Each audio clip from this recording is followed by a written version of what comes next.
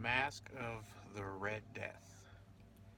So, this story by Edgar Allan Poe is about a, a country where disease has ravaged everything. It's taken out more than half of the population, and there doesn't seem to be a way to stop it. Just keeps on going and going and going. On the main part of this, there's a king um, or a prince. His name is Prospero or something similar to that, who is happy no matter what. All of these people are dying. He doesn't care. He's safe in his little castle. But when more than half of his people are gone, he calls 1,000 of his friends over and to his castle and has a party. Uh, really weird party where everybody dresses up and everybody's dancing. Just a good old time, even though there's a disease that's going around killing everyone. Inside the castle, he has a set of rooms. There's different colors. There's a blue one, a orange, a violet, a purple, a white, and then there's a room that is completely different from the rest of them. It's got red and there's some black, and the floor matches the red in the windows, even though the windows are a scarlet red, which is more like the color of blood from all the people that are dying. During this party, everybody is just having a great time, enjoying themselves, going back and forth through at least six of the rooms. The last room that has the scarlet windows isn't too popular, but it's the that last room that's there.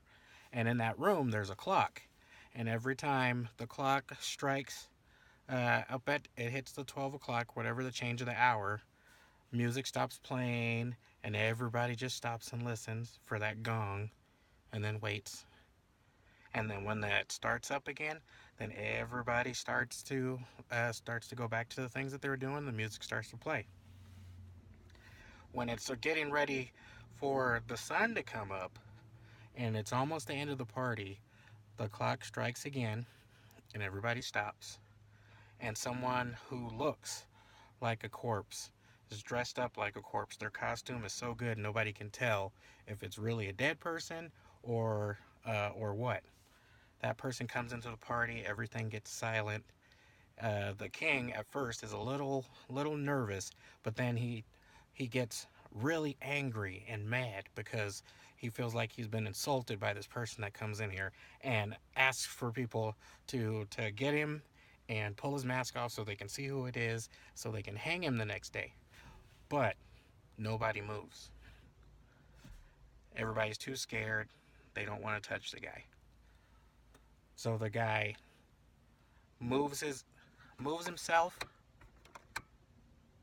moves himself through the the first room and into the second room, and he's headed all the way down to the scarlet room when the king or prince, whichever he is, decides to go right behind him. He's running behind him with a knife pulled out, ready to stab him.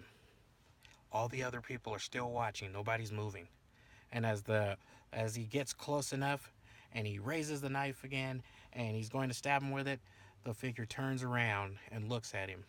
And as he looks at him, it gives the king uh, some sort of attack, and he drops his knife and he falls to the floor.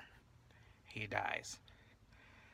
That when the clock does the last gong, that figure turns around and everybody in the room, they all just start to fall. Everybody starts dying. Kills everybody.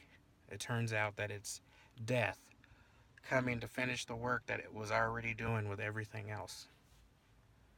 And that I think is how it ends, and at least that's how I took it. So um, I hope that was good enough. I think so.